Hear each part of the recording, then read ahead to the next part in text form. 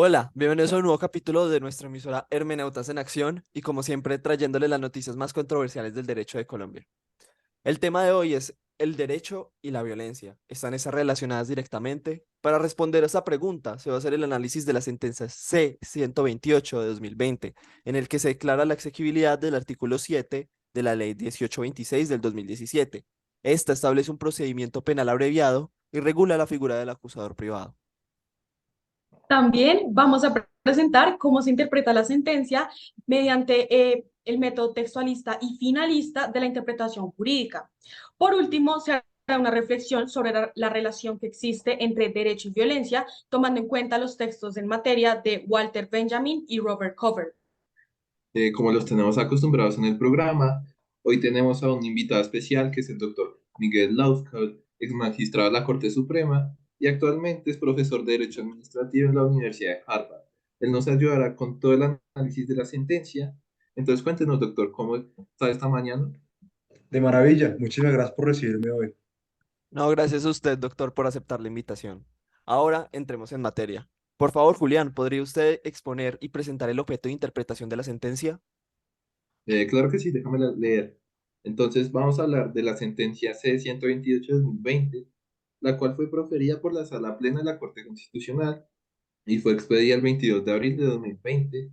En esta demanda, el ciudadano Andrés Fernando Ruiz Hernández consideró que el artículo 7 de la Ley 1826 de 2017 viola la prohibición de reproducción de contenidos materiales y la presunción de inocencia consagrada en el artículo 29 de la Constitución Política Colombiana. Adicionalmente, este habilita la procedencia de las más graves a las modalidades de medida de aseguramiento por el solo hecho de haber sido capturado. Por último, declaró que el numeral 3 del artículo 310 de la Ley 906 de 2004 reprodujo un material declarado inexequible.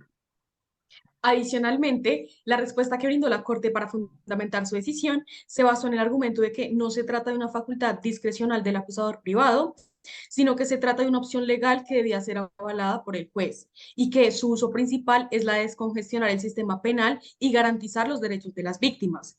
Sin embargo, diferentes instituciones como la Universidad de César Arboleda advierte que vulnera el principio de presunción de inocencia.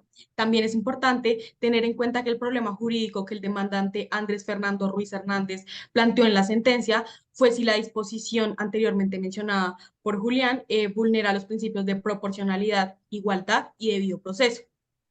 Y bueno, finalmente la Corte Constitucional en la decisión resuelve una demanda de inconstitucionalidad en contra del artículo 7 de la Ley 1826 del 2017.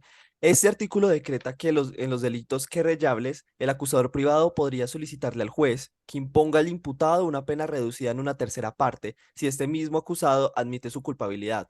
Entonces, doctor, ¿usted cree que es posible que nos pueda brindar información más detallada sobre la ley que demandada? Con mucho gusto. La ley 18 de 2017 fue expedida en enero 12 de 2017. Esta ley pretende regular el ámbito penal y fue proferida con el fin de brindar un procedimiento especial control de las conductas que requieren querella para el inicio de la acción penal y para preservar la justicia del sistema. Perfecto, doctor. Con respecto a esta ley, ¿usted qué problemas interpretativos observa que se pueden presentar a la hora de aplicarla?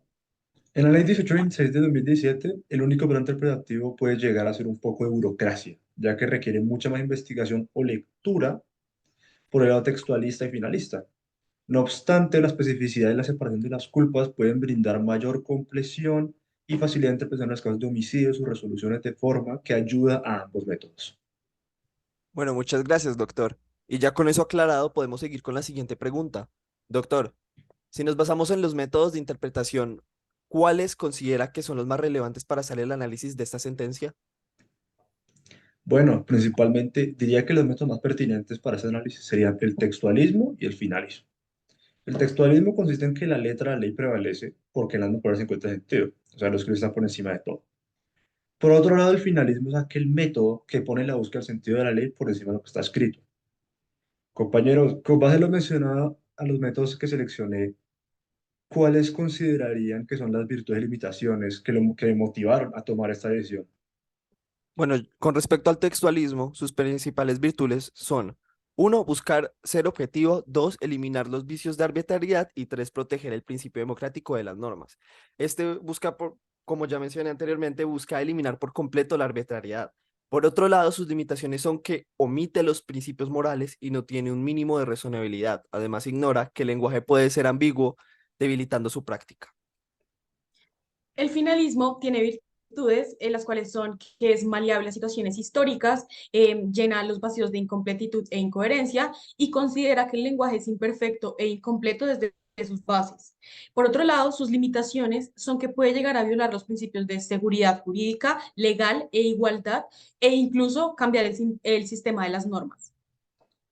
Tal cual, es por este contraste que elegí esos dos métodos, porque el textualismo no considera algo por estarse fijando solo en lo escrito, el finalismo lo hará, mientras que el textualismo buscará restringir al finalismo para que no cambie la ley. ¿Cuáles son las dos ideas, cuáles son las ideas principales que nos presenta Robert Covert y Walter Benjamin basándonos en sus textos de derecho y violencia relacionándolos con esa sentencia C-128/2020, doctor? Bueno, primero es importante resaltar que Walter Benjamin, en su texto para una crítica de la violencia, en el que hay una interesante análisis frente al derecho y la violencia, propone dos tipos de violencia, la violencia conservadora y la fundada. La violencia conservadora es la que mantiene y defiende el orden jurídico existente, reprime cualquier amenaza que vaya en contra del Estado. La violencia fundadora, por otra parte, crea un nuevo orden rompiendo lo anterior.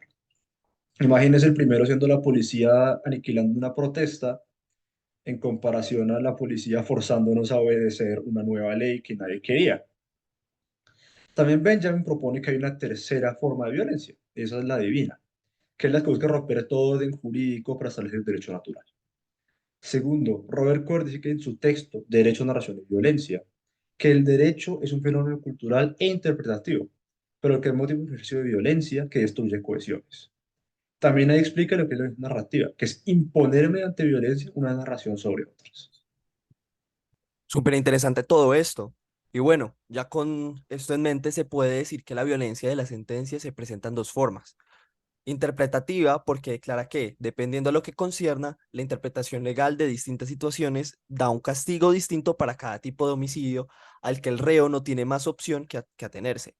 Y segundo, y por otro lado, la sentencia demuestra violencia conservadora de derecho, pues por defender la ley, especialmente la institución de la cosa juzgada constitucional que se rehúsa a entender un posible cambio de contexto y perspectiva.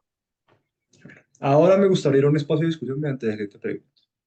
¿Cuál es la relación de lo que dije previamente con los textos, con los métodos textualista y finalista?